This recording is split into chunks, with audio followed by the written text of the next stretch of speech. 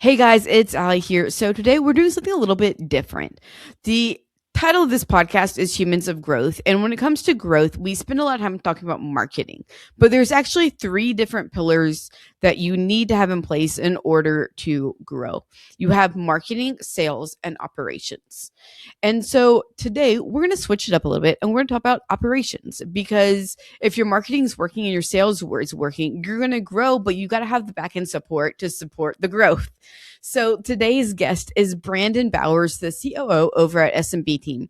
They help law firms and small business owners grow revenue and escape the day-to-day by building systems, hiring, and operations rhythms that make growth sustainable. We are talking all things delegation, SOP, operating procedures, hiring triggers, recruiting, and so much more. If your marketing feels like it's starting to be headed in the right direction and you want to start looking ahead, this is the episode for you. Let's dive in. Brandon, welcome to the show. Thank you for having me.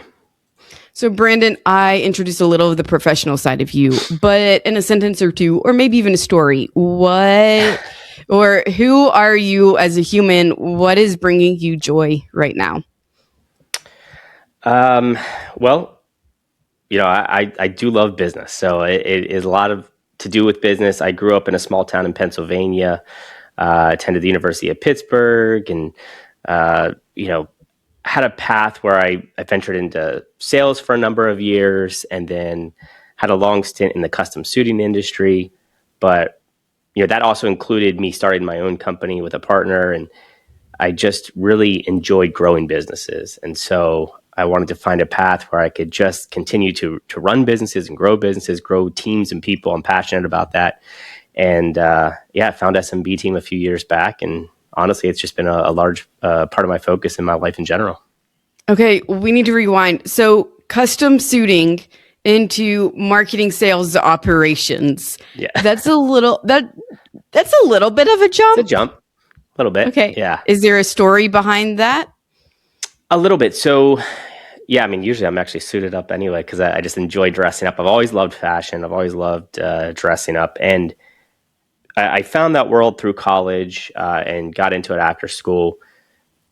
Was a part of a business that was growing, scaling. We got bought by private equity. We all thought we were going to be really, wealthy one day. And then unfortunately we got kind of driven into the ground through some spending and ultimately they filed bankruptcy, right? So we're out on our own. I partnered with somebody. We launched our own custom suit business, which later we did a book of business sale to a larger entity. And I joined that company, came back to the East Coast from Chicago. It was great to be back near my hometown, helped open all the East Coast. And then that's when COVID hit.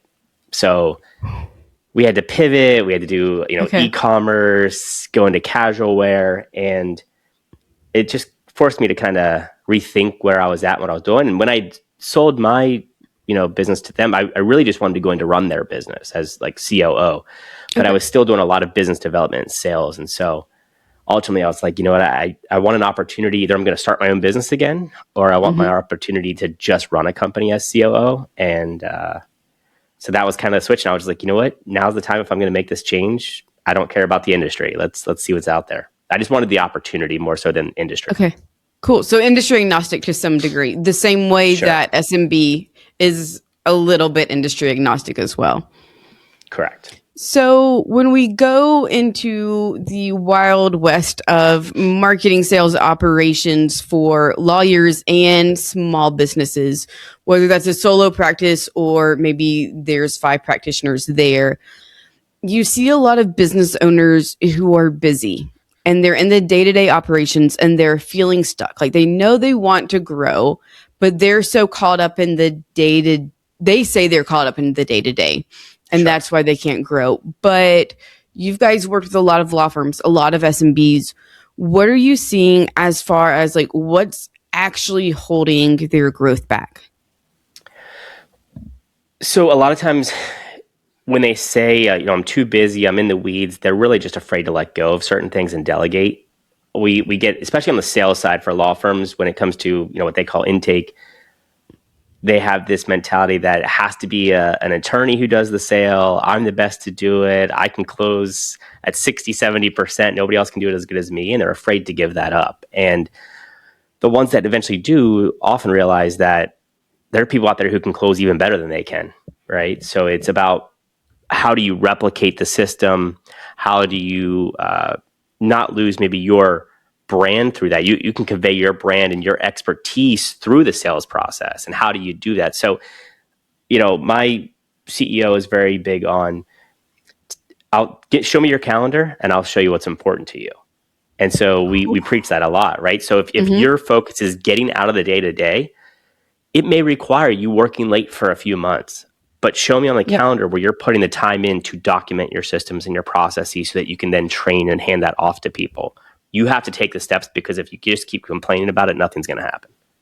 Ooh, I like that. And I think this is where, and I've done this to myself, we shoot ourselves in the foot with operations, is that we know all of our processes in our head, but documenting them is a whole other experience, to put it lightly. Tell me a little bit about, how do you think about documenting processes and systems without losing the personal touch and the personal brand to some degree? It's a great question. I think that is a challenge, but one of the cheat codes that we found is we love the video service Loom. Are you familiar with Loom videos? Yep. So you can record videos. So what we always say is, number one, the next time you go to do that process, record it on Loom, because now you're recording yourself. You can talk through the process of it. You can start to convey some of that brand or whatever the message is you want that to be. So we call our SOPs, EOPs, excellence operating procedures, because we don't do anything standard. Every EOP starts with a why. What is the purpose behind this, right? So I think a lot of it is conveyed through that why. Every process should have a purpose. Otherwise, it's just a needless process. And so we use Loom can be the cheat code to save you time, where you can record as you're doing the actual process yourself.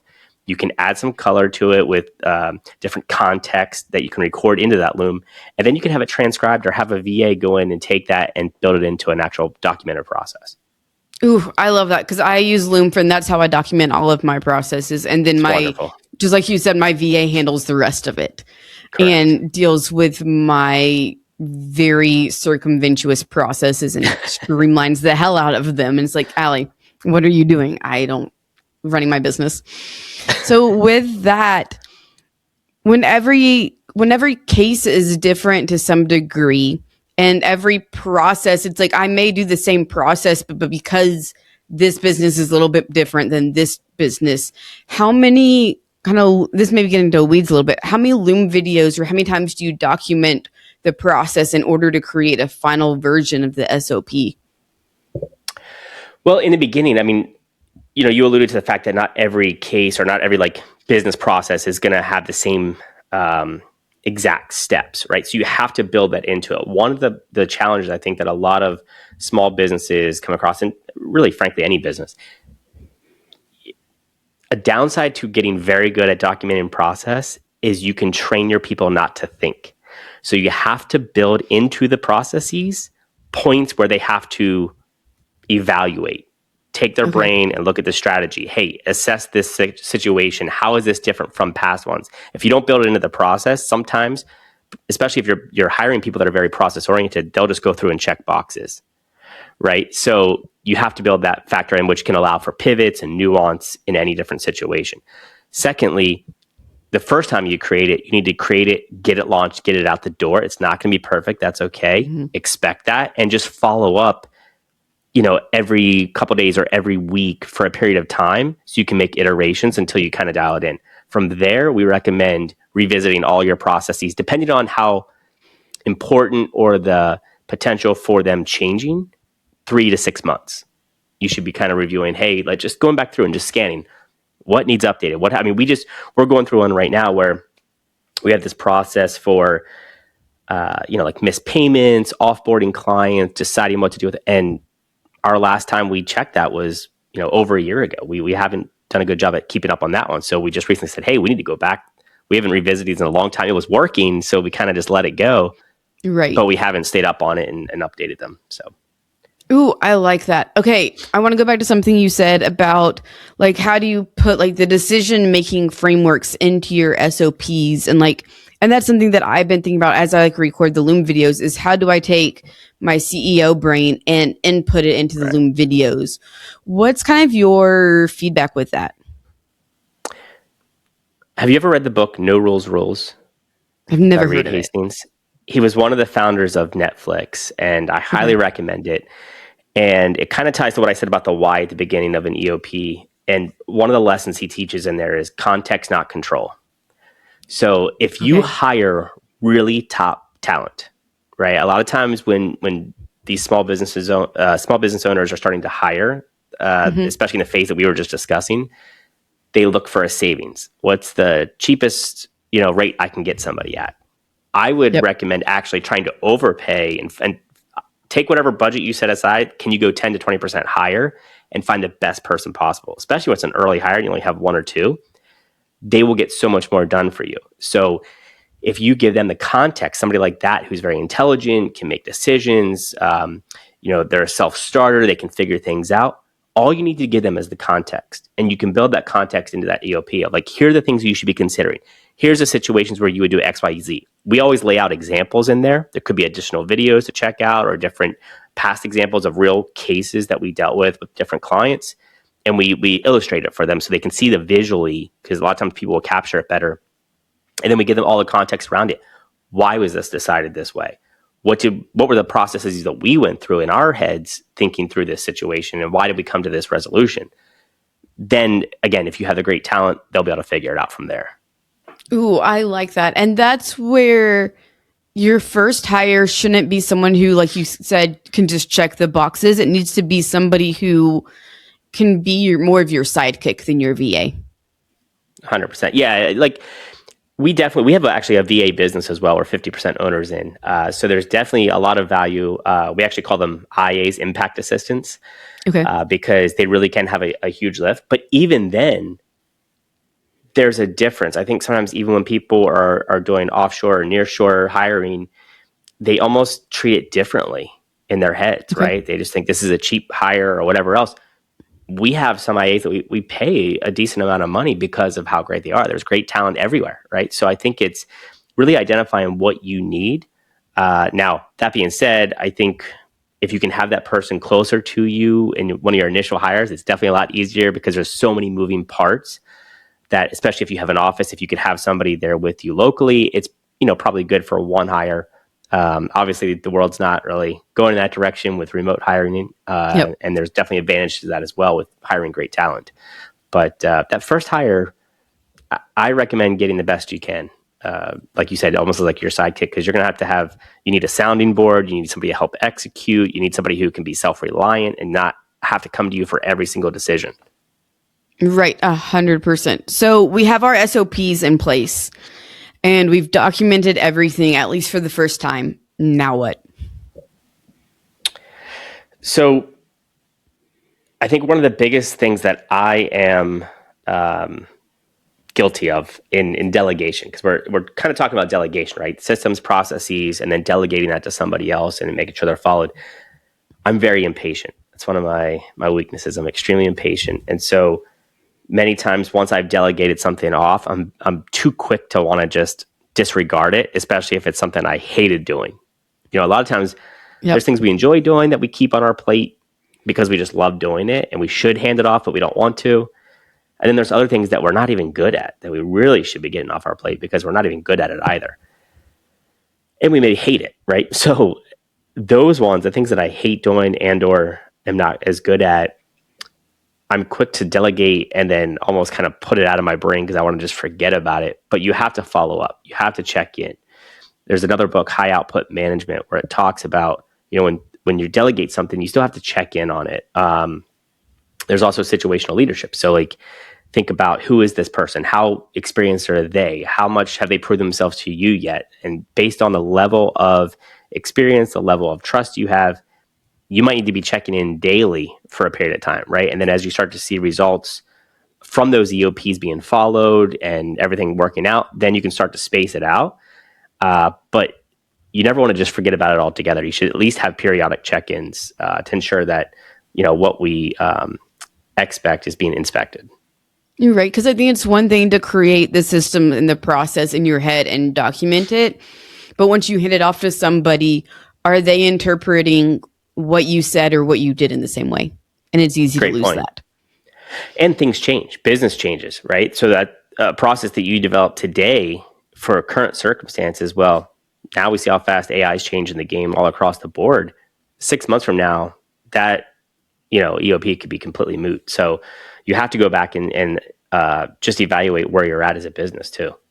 Right. And I think it's so important, like what you had said with the 3 to 6 months, are you checking in on your SOPs? Are they still accurate? Because the pace of business and the pace of technology is changing so fast. And so if your assistant, whoever you hired to execute the SOP, as business has evolved and developed and you said, hey, actually, we want to do this, they changed the SOP. But what happens if they get sick? What happens if they go on maternity leave or vacation? And now you need to temporarily execute the SOP. Do you still know how to do that? Are the processes actually accurate still?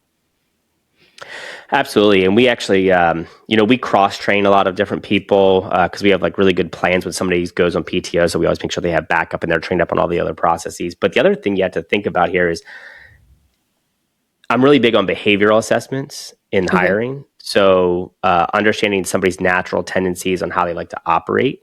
There are some people that are very process oriented, but sometimes those people can be process and detail oriented, but not see the big picture. So those are the ones you have to worry about just checking boxes and not seeing like, hey, this doesn't make sense anymore. Like, who's going to call this out? So you need those other people as well who are a little bit bigger picture thinkers to check in on those processes. They're the ones that are probably best suited.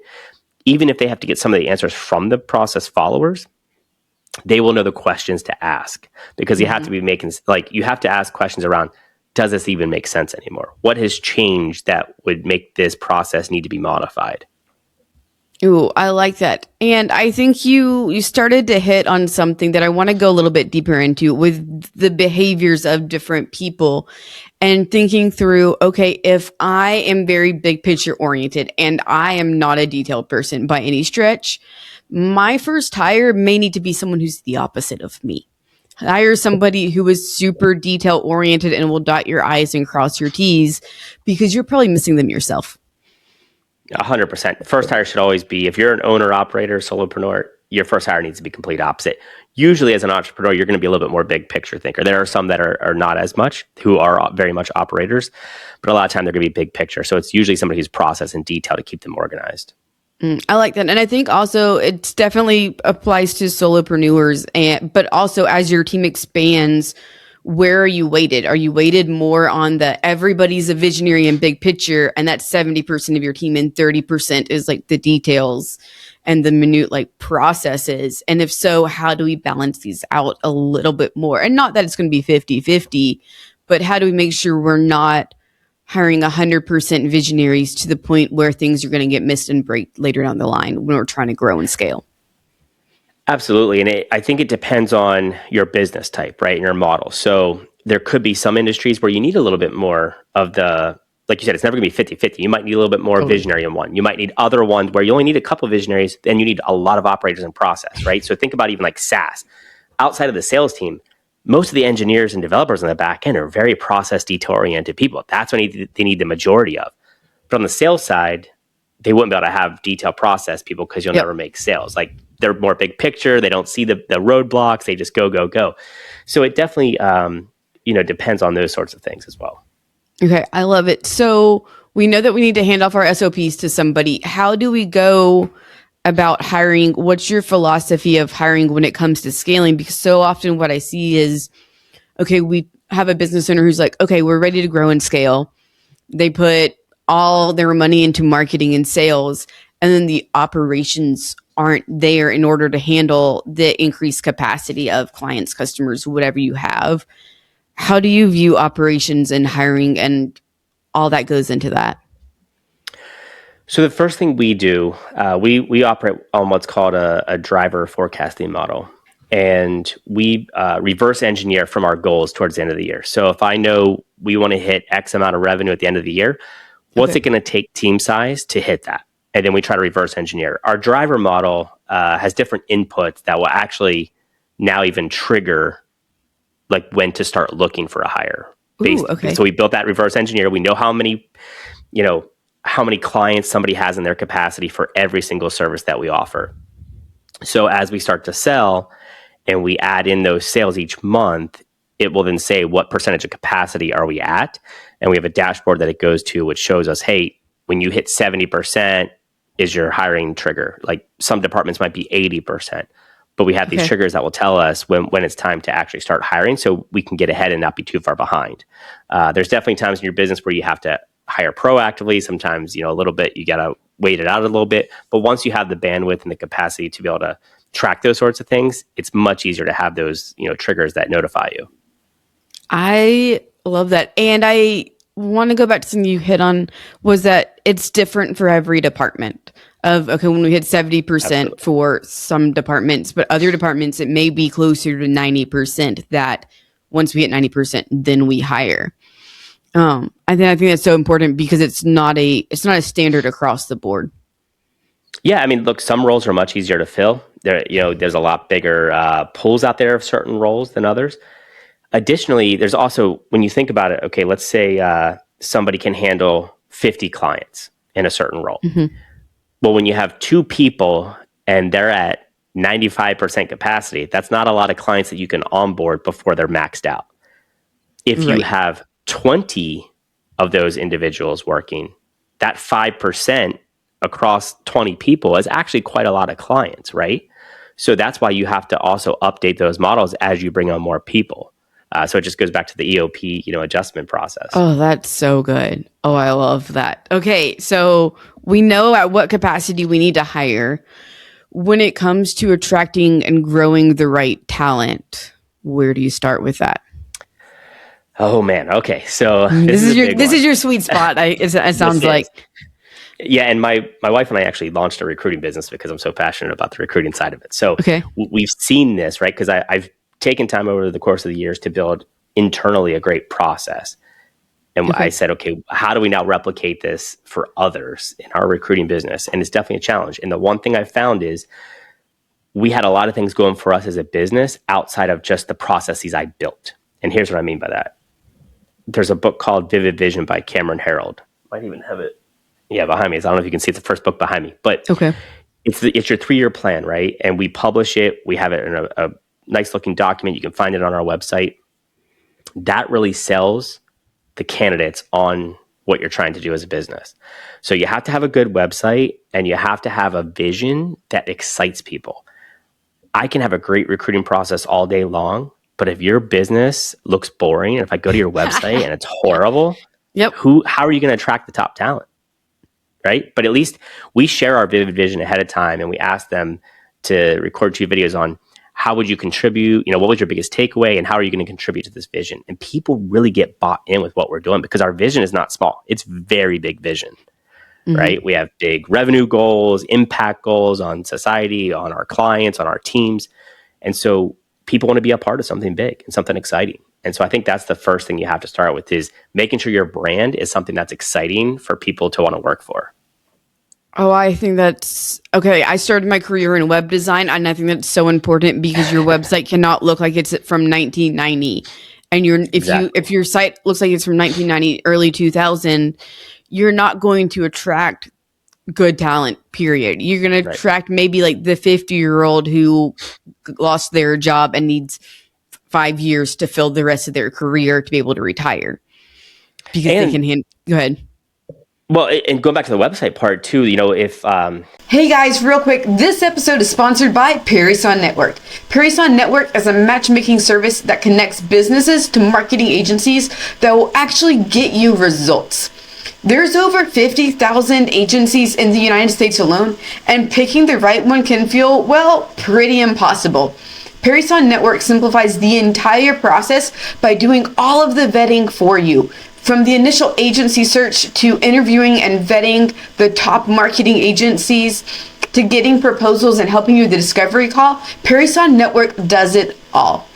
This way, you end up partnering with a marketing agency that actually delivers outcomes, not empty promises. If you're ready to stop wasting money on marketing that just doesn't work, visit perissonnetwork.com and get your free agency search started today. That's perissonnetwork.com, Perrisson network.com. There's a lot of career pages that are just not good. And like for the law firms, a lot of times they just have the lawyers on there.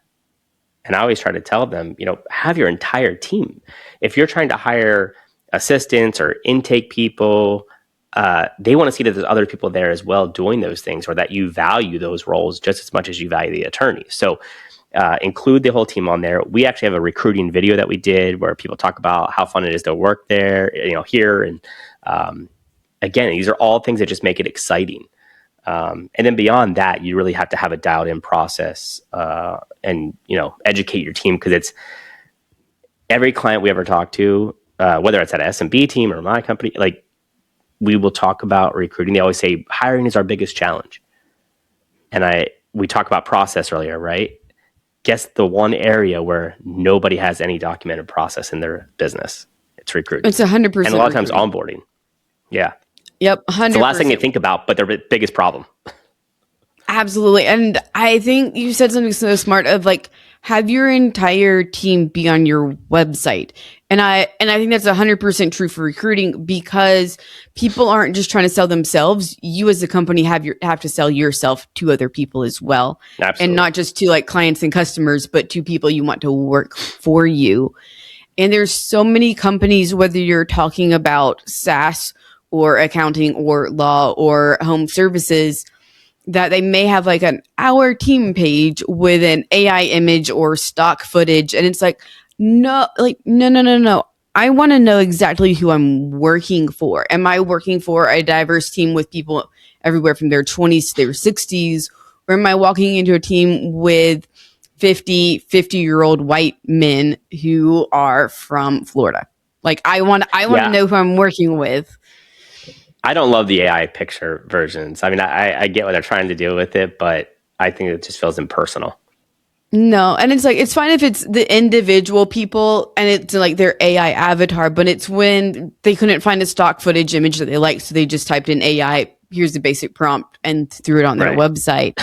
But I think when you think about like, I'm not pivoting into marketing, don't let me pivot into marketing, but like you see this of like, we're tired of the faceless marketing. We're tired of buying into brands that have no personal identity. And we're shifting into, we care about the people behind the brand, and people buy from people at the end of the day. It's the exact same thing with recruiting and hiring, that we're not here for the faceless entity and maybe some vision. It's like the vision plus the people. People want to work with other great people, right? And what everyone doesn't understand is, just like you market to find prospects and sell and turn them into clients, it's the same thing with recruiting. Recruiting is sales and marketing. Don't get it mistaken, right? That job post has to speak to the right type of candidates. It has to attract the right candidates, push away the wrong candidates. It has to grab their attention in a very short period of time, because there's a lot of people hiring out there. Your brand has to stand out from others. And then the process, just like you treat prospects in the process, the urgency level, constant communication, making them feel good throughout the process, all those things it's the same as sales and marketing. 100%. And yet it's run by HR, who has no sales and marketing background and very limited communication skills, if we're honest about it. Yeah, and that's why, again, I think, there are proven processes out there, and we always teach our system to our clients internally here, and talk about the things that they can do to uplift that process. Obviously, AI is also making it a little bit easier, but you just have to be intentional, and you have to put time and energy into that process and getting everybody on the same page. And yeah, you're right. Like maybe there's somebody else on your team who should be the first person doing phone screens, to do that first interview, to be, who's the most charismatic person on your team? Who's the person that everybody is kind of drawn to on your team? You could have that person do the phone screens. Oh, that's brilliant. Because you want the charismatic, because even if they're not the best at figuring out who should be at your company, it's still going to narrow it down before you do the second round of interviews. So my Absolutely. question, And you're just trying to eliminate the top layer that's like obvious no's, and you want to hook them on to get to the next round where you're really going to scrutinize on them. right, and it's more, and HR understands culture fit as well, but the people who honestly that are outside of HR and are in the day to day are going to understand that culture honestly more than HR to some degree. And so having Sure. them, I love the idea of having them as your first kind of not wall of defense, but the first layer that people applicants go through. So Yep. with your processes and systems that you see, when it comes to communication and making sure you're attracting the right talent, I see across Facebook groups, Reddit, Quora, you name it, people who apply for jobs and then they essentially get ghosted, or there's very limited communication and back and forth between whoever's hiring and the applicant. What do you see that works well, that especially if the process is a little bit longer, that you not just attract the applicant, but you keep them engaged throughout the entire hiring process? Yeah. So you brought up a good point around a large quantity of people applying, and then people do complain a lot of times like, oh, we never heard back, right? I think for the most part, we at least have some sort of like templated email that tells them, we're moving on to other candidates. But what candidates also have to remember is you also have people who are applying blindly to a lot of roles they're not even remotely qualified for. So it's really wasting a lot of internal team time. So I don't want to spend a bunch of time with them having to, respond to all of those different people. We want to focus on the people who are qualified. So unfortunately, in today's world, because it's so easy to apply to many, many jobs, there isn't going to be always a response of any sort. That being said, from an employer standpoint, when you do find the candidates that you are interested in, you have to be fast. You have to communicate very quickly. You have to respond quickly. You have to book them for calls quickly. Just like a sales call, you don't want to book it out 3 weeks because they're not going to show. You got to book it out tomorrow. You got to find that time. You got to have dedicated time on your calendars. Don't have 8 days in between interviews, 2 to 3 days. Make sure your notes are up to date. People are reading those, so you're coming to those calls prepared and having good conversations. And then you have to communicate through the process next steps at all times. If you go 3 or 4 days without communicating to somebody who's actually a viable candidate in your process, you're going to risk losing them. 100%. And I think that's where we talk about speed to lead in marketing. It's speed to applicant Right. when it comes to hiring, because people don't have time to wait around for you to get back to them. They're moving on to the next job. They need to get paid. 44% of Americans are living paycheck to paycheck right now. And it's honestly probably higher than what we see in statistical data elsewhere. And I think one of the philosophies you almost have to adopt when it comes to hiring and recruiting is you want this to be as short of a process as humanly possible. Yes, you need to have enough time for the application to be open for people to apply. But once you have X number of applicants, you need to get through those applications, interview, first round of interviews, second round, hopefully not a third round, as fast as possible in order to keep the best talent, and also in order for you to not have an operational gap as well in the process. Sure. Yeah, there's cost to not having that person on the team right away, right? So you don't want to rush it. You don't want to skip steps. That's why you have to have your processes documented, make sure they're followed. But in those processes, you can say you must book, the next interview within 2 to 3 business days of the last one. And also track KPIs. A lot of people do not track any KPIs around hiring. So we have KPIs where we know that it takes us, an average, different roles could be anywhere from 20 to 27 days, business days, Okay. to fill a role from the time of opening the job post.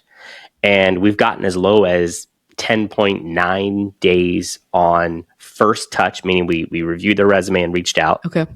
to hire.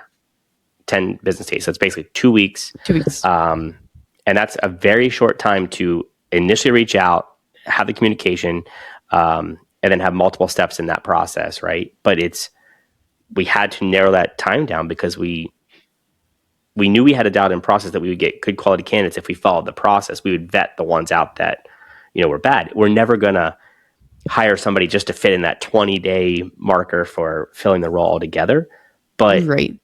you're going to have a good result at the end of the day in terms of the time frame if you're focused around the urgency as well and not just dragging it out. There's a lot of clients out there that, it takes them months to fill a role, but they're also not putting urgency around their time devoted towards it.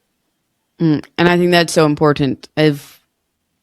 When you look going back to what we talked about with capacity, it's like, okay, what are your KPIs? How much time is this going to take your HR, marketing, whatever team? And then as you're thinking of like at what capacity, you need to know how long does it take you to actually hire somebody for XYZ role. Because sometimes it may take 2 weeks, may take 3 months. What are you consistent? Unless you're hiring for C-suite, and there's some exceptions with that. Sure. Yeah. On average, how long does it take you to hire somebody? Because that's going to affect at what point you put out the job application and that initial social media post. Exactly. Because we know those KPIs, when I talked about the driver model earlier and like the triggers for capacity to know when to hire, we can rely on the fact that we know we're able to fill a role within a month, no longer, right? So we can say, okay, within basically, 5 to 6 weeks, that person will be actually starting, not just hired, but that's their start date because they're 2-week notice of their other job. And so, we can be confident that within 6 weeks, that person will be here. I love it. So we hire a person. Let's talk about onboarding and then ongoing professional development. What do you see working well, not working well, everything in between? Onboarding is a challenge, even with us. It's always the most difficult because, again, it's beyond just documenting processes and having them read it. And, we use Trainual for a while. We're moving to Thinkific, but there's self-learning, but you also have to have people dedicated to learning. And when you're small, you don't have a learning and development consultant. We are actually hiring somebody now who's going to be a learning and development consultant who's going to help build out onboarding training in every department, as well as ongoing career pathing, and different tiers that people can accelerate to and kind of have internal certification models. But we're a lot bigger now, so we can, afford to do that. When you're smaller, you have to, figure that out kind of as you go, and it's a challenge. But the biggest thing you can do is, again, if you hire, when you're a smaller company, hire the best people you can afford to hire because they can help you build those things out.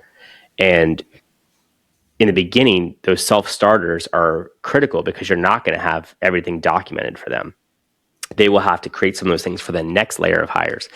And I highly recommend, I always say that onboarding is the last phase of recruiting, because how many people are lost within the first 3 months? The other numbers that we track around recruiting is the retention rate of those recruits. And if you have a strong onboarding process, that involves interaction and live training as well. Like a lot of people just, I hate when I look at one of our track records and we see, I look at their onboarding training, it's all self-learning, right? That's not welcoming. That's not engaging. You have to engage that person and devote the time. And sometimes it can be as simple as, if you don't have the bandwidth and you don't have the time to document or to have somebody take one-on-one time to train them, let them shadow you.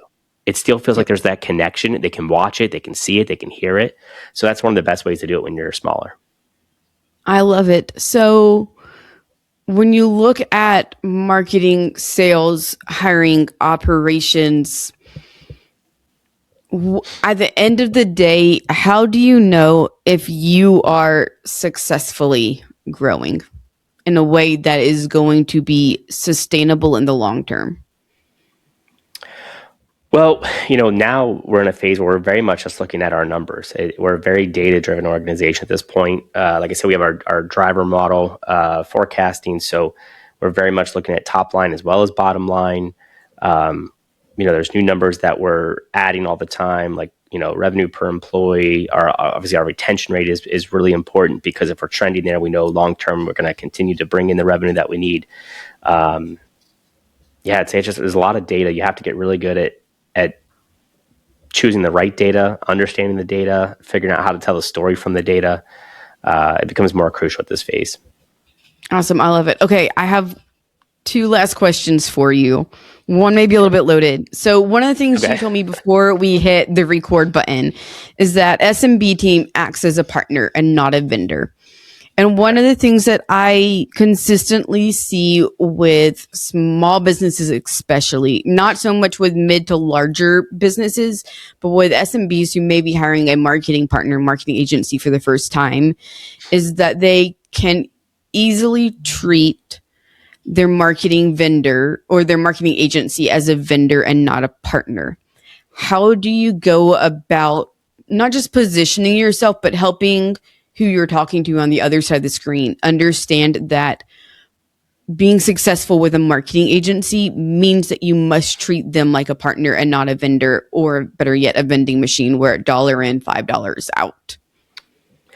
So when I first joined, it was July 21, and the CEO introduced me to one of his friends who, at that time we were just started a coaching program. It was kind of very basic, and we were a PPC company mainly.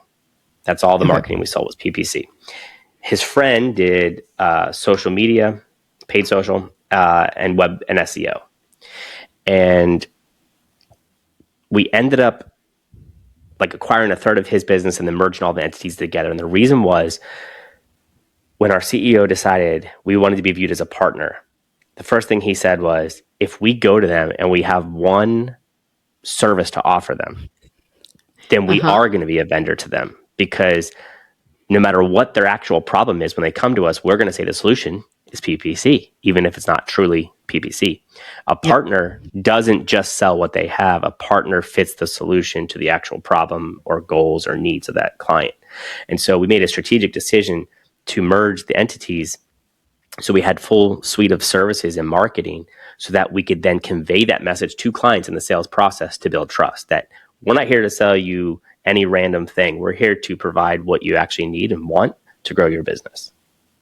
Ooh, I love that, because I do see that, and I talk about this a little bit in other content, of when you go to a marketing agency, if they only have social media, they're going to convince you that social media is the problem and that's the reason you're not growing.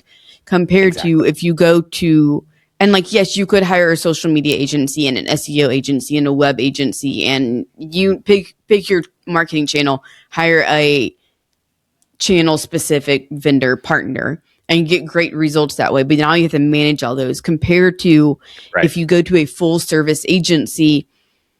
Yeah, they're still going to sell you on a bucket of services, but the channel mix and the growth levers they're going to hit is going to be custom built around what your business actually needs.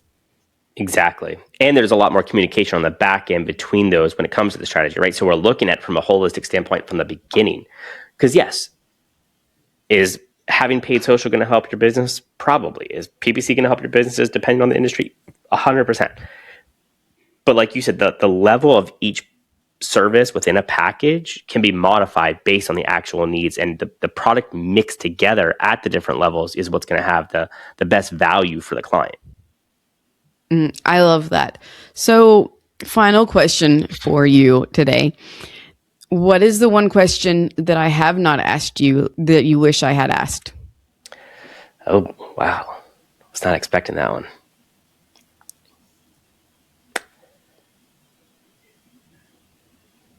Maybe you said that I wish you had asked? What's the question you wish I had asked you? I would say how CEOs and COOs work best together. Okay, so what's the answer to it? The challenge in the relationships, right? Because I think as companies scale, one of the first things a lot of our clients say is, "Oh, I need a COO, I need a director of operations, I need this, that go-to person," and they think that it's just a magic pill that you just hire somebody that has that background and that's it. And the key is, there's a lot of, you mentioned earlier in the podcast around behavioral traits that you hire the opposite person behavioral-wise to you. That's very much similar in the CEO and COO relationship. But there's also a whole other layer of just even personality, not just behavioral, but personality. And are we aligned on vision? There's not a lot of work that goes into, I think, vetting those soft things in the process. And it's probably one of the most important hires that you'll ever do, because that relationship is it becomes really tight and you have to work closely together and have a lot of trust, and, long nights, whatever else it is. So that's probably the most important hire you'll ever make. Okay, I love it. Well, Brandon, thank you so much for coming on the show today. If people would like to connect with you further, what is the best way for them to find you? I would say my LinkedIn. I think it's Brandon S. Bowers on LinkedIn. I try to post as much as I can. I'm trying to do some newsletters on there. It's been challenging with the having an SMB team and then my other business, Triton Talent Partners. But LinkedIn would be the best way. Awesome. For everyone tuning in today, thank you so much for joining, and we'll catch you on the next episode of Humans of Growth.